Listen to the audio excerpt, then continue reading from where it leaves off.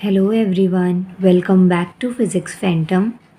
मैं आपको class 10 science का मिड टर्म का एक क्वेश्चन पेपर सॉल्व करवा रही हूँ, जिसके 2 पार्ट्स मैंने ऑलरेडी अपलोड कर दिए हैं। आज हम इसको आगे से कंटिन्यू करेंगे। मैं आपको क्वेश्चन नंबर 7 का फर्स्ट पार्ट, मतलब जो और आपको चॉइस दे रखी है ना, इससे पहले तक मैं करवा चुकी हूँ। आज हम इसका 7 पार्ट से आगे वीडियो को कंप्लीट करेंगे। चलें क्वेश्चन देखते हैं। फर्स्ट क्वेश्चन है, A are the blood vessels which carry blood from organs to heart and B are the blood vessels which carry blood from heart to organs। अब यहाँ पे देखिए, 2 टाइप की आपको ब्लड वेसल्स दे रखी हैं। एक का जो काम बता रखा है वो ये है कि जो ऑर्गन्स होते हैं उनसे हार्ट तक को ब्लड को लेके जाना, और एक जो वेसल है वो है हार्ट से बाकी ऑर्गन्स तक ब्लड को सप्लाई करना। तो आपसे क्वेश्चन में ये पूछा गया है कि ये जो दोनों ब्लड वेसल्स हैं इनके नाम क्या हैं, ए और बी के। क्वेश्चन बहुत ज़्यादा इम्पॉर्टेंट है, इसको अच्छे से लर्न करके जाइएगा। तो देखिए, यहाँ पे हमारे पास 2 टाइप की ब्लड वेसल्स होती हैं। एक होती है आर्टरीज़ और एक होती है वेन्स। 2 टाइप की ब्लड वेसल्स होती हैं, आर्टरीज़ एंड वेन्स। दोनों के जो फंक्शंस हैं वो अलग अलग हैं। आर्टरीज़ का जो फंक्शन है, इसमें क्या होता है, ये ऐसे टाइप की ब्लड वेसल्स है जो कि ब्लड को कैरी करती हैं away from the heart towards the body parts. मतलब हार्ट से, हमारे दिल से लेके बॉडी के डिफरेंट पार्ट्स तक ले जाने का जो काम होता है, वो काम होता है ब्लड को इतनी दूर अलग अलग पार्ट्स तक, ऑर्गन्स तक पहुंचाने का काम होता है हमारी आर्टरीज़ का। याद रखिएगा, आर्टरी का जो काम होता है हार्ट से ब्लड को बाकी जो बॉडी पार्ट्स होते हैं उन तक पहुंचाने का काम हमारी आर्टरी करती है। इसके बाद में सेकंड टाइप आता है आर्टरी में। इसी का सेकंड पॉइंट है, आर्टरीज जो होती हैं form smaller and thinner capillaries which supply blood to the different organs in the body. जो आर्टरीज़ है ना, अब देखिए, एक आर्टरी तो पूरे ऑर्गन्स तक, बॉडी के डिफरेंट पार्ट्स तक नहीं लेके जाएगी। तो जो आर्टरीज़ है ना वो क्या बनाती हैं, स्मॉलर और थिनर कैपिलरीज बनाती हैं, जो कि किस में हेल्प करती हैं, ब्लड की सप्लाई में हेल्प करती हैं बॉडी के डिफरेंट ऑर्गन्स तक ले जाने के लिए। इसके बाद में नेक्स्ट अगर हम बात करें वेन्स की, तो वेन्स जो होती हैं वो कैरी करती हैं ब्लड को from body parts to the heart. Veins क्या कैरी करती हैं, ब्लड, मतलब कि जो यहाँ पे 2 क्वेश्चन है, एक था हार्ट से बॉडी के पार्ट्स तक और एक था बॉडी पार्ट से हार्ट तक। तो फर्स्ट वाला पार्ट हो गया आर्टरी। सेकंड आता है वेन्स जो हैं वो कैरी करती हैं डिफरेंट पार्ट से ब्लड को कहाँ तक, हार्ट तक। तो ये आपको याद रखना है। इट मीन्स अगर हम इस क्वेश्चन के अकॉर्डिंग देखें तो इसका जो बी है ना उसका आंसर है आर्टरी, और जो ए पार्ट है ना उसका आंसर है वेन्स। इसके बाद में next question number 8 is organisms which synthesises carbohydrate from organic compound using radiant energy are called. जो जीव विकिरण ऊर्जा का उपयोग करके अकार्बनिक यौगिकों से कार्बोहाइड्रेट का संश्लेषण करते हैं वो क्या कहलाते हैं। तो आंसर हो गया हमारा प्रोड्यूसर्स। और जो प्रोड्यूसर्स होते हैं क्वेश्चन नंबर 8 पे, प्रोड्यूसर्स जो होते हैं ना वो ऑटोट्रॉफिक ऑर्गेनिजम्स होते हैं। ऑटोट्रॉफ्स वो होते हैं जो कि अपना खाना खुद से बनाते हैं, और इनमें मोस्टली ग्रीन प्लांट्स होते हैं जो कि फोटोसिंथेसिस, प्रकाश संश्लेषण की हेल्प से अपना खाना खुद से बनाते हैं। तो प्रोड्यूसर्स क्या होते हैं, जो ऑटोट्रॉफिक ऑर्गेनिजम्स होते हैं, जो स्वपोषी होते हैं। इसके बाद में next question number 9 is what type of image is formed by concave lens. Concave lens दे रखा है, कॉन्वेक्स लेंस का भी आपको यहाँ पे पता होना चाहिए। क्वेश्चन आपसे सेपरेटली भी पूछा जा सकता है। क्वेश्चन कहता है कि जो कॉन्केव लेंस है उससे किस टाइप की इमेज फॉर्मेशन होती है। क्वेश्चन नंबर 9 का आंसर देखिए, concave lens always form virtual, erect and diminished image. देखिए, कॉन्केव लेंस से ये 3 टाइप की इमेज बनती है। फर्स्ट आता है virtual, erect and diminished image. Question आपसे 2 तरीके से पूछा जाता है। एक तो आपसे अभी जैसे डायरेक्ट दिखाया था कि जो कॉन्केव लेंस है उससे किस टाइप की इमेज फॉर्मेशन होती है।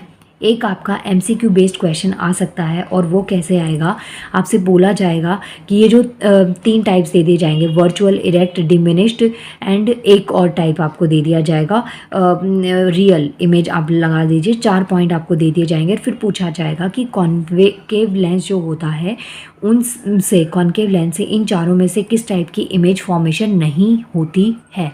तो आपको आंसर पता होना चाहिए। 3 टाइप्स आपको याद रहने चाहिए, वर्चुअल, इरेक्ट एंड डिमिनिश्ड। अब इनका क्या मीनिंग होता है, वर्चुअल का मीनिंग क्या होता है, इरेक्ट का मतलब क्या होता है, डिमिनिश्ड इमेज का क्या मतलब होता है, इसे हम यहाँ पे देखते हैं पहले। वर्चुअल का मतलब होता है जहाँ पे जो रेज़ है ना वो लगे ऐसा कि जैसे मीट हो रही हैं, मतलब मीट हो ही नहीं है, आपस में मिली नहीं है, लेकिन अपीयर हो, रेज़ अपीयर टू मीट, मिलते हुए हमें लगे। इरेक्ट का मतलब होता है जो कि अपराइट हो और स्ट्रेट हो, सीधी और स्ट्रेट हो। मैग्नीफाइड इमेज, डिमिनिश्ड इमेज का मतलब क्या होता है, जो मैग्नीफाइड इमेज होती है मतलब कि एनलार्ज इमेज होती है, और जो डिमिनिश्ड इमेज होती है वो कैसी होती है, स्मॉलर होती है। लेकिन डिमिनिश्ड इमेज स्मॉलर भले ही होती है बट इससे जो व्यू मिलता है वो कैसा मिलता है, लार्जर व्यू मिलता है। क्वेश्चन आपको समझ में आ गया होगा। अगर क्वेश्चन अच्छा लगा, आंसर समझ में आया तो प्लीज़ वीडियो को लाइक कर दीजिएगा। नाउ देखिए, कॉन्केव लेंस से कैसी इमेज फॉर्मेशन होती है, virtual, erect and diminished image. ये हो गया आपका ये क्वेश्चन कंप्लीट। नेक्स्ट क्वेश्चन देखते हैं, बहुत बार क्वेश्चन ये रिपीट होता है एग्जाम में। Right the relation between you V F for spherical mirror. Question याद रख लीजिएगा, यहाँ पे लेंस भी हो सकता है, यहाँ पे मिरर पूछा गया है, क्योंकि आपकी 10th का ये जो चैप्टर है ना, लाइट चैप्टर, इसमें आपको 2 फॉर्मूलेज दे रखे हैं, सिर्फ माइनस साइन का डिफरेंस है, बाकी 2 फॉर्मूले हैं, एक है लेंस फॉर्मूला और एक है हमारा मिरर फॉर्मूला। सो यहाँ पे क्वेश्चन पूछा गया मिरर फॉर्मूले के लिए कि जो यू वी और एफ है, इसमें जो स्फेरिकल मिरर है इसके बीच का आपको रिलेशन लिखना है। इट मीन्स इनडायरेक्टली आपसे पूछा गया है कि मिरर फॉर्मूला क्या होता है। तो आंसर आप क्या लिखेंगे, 1 + v + 1 अपॉन में u is equal to 1 upon में f। ये हो गया आपका क्वेश्चन नंबर 10 कंप्लीट। इसके बाद में नेक्स्ट आता है हमारे पास में क्वेश्चन नंबर 11। एक मिनट, देखिए question number 11 is define power of lens. Power of lens क्या होता है, इसको डिफाइन करना है। Power of lens is defined as the reciprocal of its focal length, मतलब कि P is equal to 1 upon में F। P stands for power, F for focal length. इसको मैंने यहाँ पे फॉर्मूले में भी लिखा है, वो भी मैं आपको दिखा देती हूँ। देखिए ये रहा आपका formula, P is equal to 1 upon में F। पावर की बात करें तो जो SI यूनिट होती है वो क्या होती है, डायोप्टर होती है। पावर की जो SI यूनिट है वो क्या है, हमारी डायोप्टर। पावर की यूनिट 2 होती हैं, यहाँ पे आपसे ऑप्टिकल लेंस की बात करी गई है तो पावर की यूनिट डायोप्टर होगी। अगर आपसे इलेक्ट्रिकल अप्लायंसेस की बात करी जाए तो पावर की यूनिट वॉट होती है। ये हमेशा याद रखिएगा कि अगर आपसे फोकल लेंस ऐसी चीज़ों की बात करी जाए तो पावर की जो यूनिट होगी वो होगी हमारी डायोप्टर। और अगर हमें इलेक्ट्रिकल अप्लायंसेस दे रखे हो कि बल्ब दे रखा हो, लाइट दे रखी हो, इलेक्ट्रिक अप्लायंसेस दे रखे होते हैं, विद्युत उपकरण दे रखे हो, तो पावर की यूनिट हम लेते हैं वॉट, WATT इसको डिनोट किया जाता है। ये हो गया question. Next question number 11 is what is mean by the power of accommodation of an eye. जो power of accommodation of an eye है इसका क्या मतलब है, ये हमारे पास क्वेश्चन नंबर 11 आता है। पावर ऑफ अकोमोडेशन क्या है, एक एबिलिटी होती है आई लेंस की to focus near and far objects clearly, मतलब दूर और पास के ऑब्जेक्ट को क्लियरली देखने के लिए एक फोकस सेट करना पड़ता है और उस फोकस को हम कहते हैं power of accommodation on the retina bye adjusting it's focal length. तो पावर ऑफ जो अकोमोडेशन है इसमें जो इसको एडजस्टमेंट किया जाता है वो कहाँ किया जाता है, रेटिना पे। और रेटिना में क्या, फोकल लेंथ को एडजस्ट करने का जो काम होता है, ये चीज़ आती है हमारा पावर ऑफ अकोमोडेशन में। इन शॉर्ट आपको ध्यान में ये रखना है कि जो पास और दूर के जो ऑब्जेक्ट्स होते हैं उनको क्लियरली देखने के लिए हमारी आई को एक फोकस सेट करना पड़ता है, उसे हम पावर ऑफ अकोमोडेशन कहते हैं, मतलब कि नेत्र की समंजन क्षमता कहा जाता है। ये देखिए, उसे हम नेत्र की समंजन क्षमता कहते हैं। Next question number 12 is which phenomena is responsible for twinkling of stars.